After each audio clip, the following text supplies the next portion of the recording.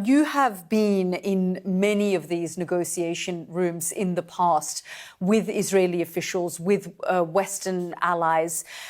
Just give me your initial reaction to this 20-point plan that we have seen this evening.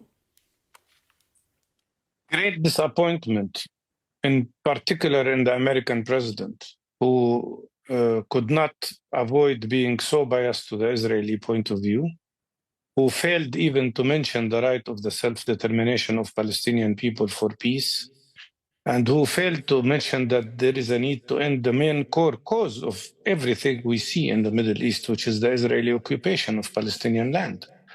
And still, this is a unilateral deal so far between Israel and the United States. And presenting it as in a form of ultimatum is not a very productive thing.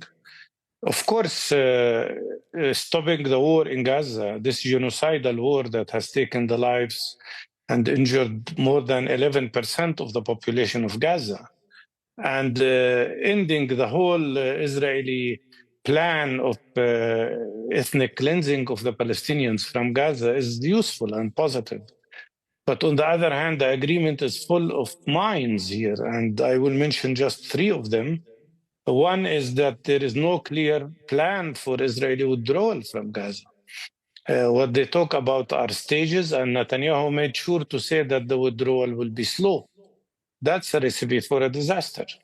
And second, that Israel could reactivate the war even after receiving their prisoners or their hostages. That is a very dangerous element. And if there are no guarantees from the side of the United States and other parties that Israel will not reactivate the war, this is a very dangerous element, because also Netanyahu said that he would reactivate his war of genocide on Gaza if he feels that he needs to.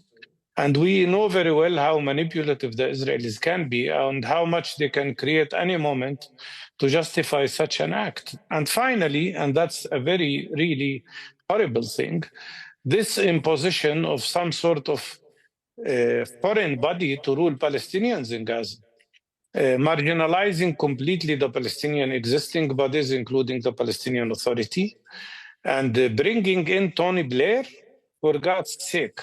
I mean, Tony Blair was described by his own colleagues as a war criminal. One of the British parliamentarians was saying that the place for Mr. Blair is not in Gaza, but in The Hague, for the war crimes that were committed in Iraq. I don't want to speak about the issue of corruption here, but we know very well how much Mr. Blair is obedient to the Israeli side.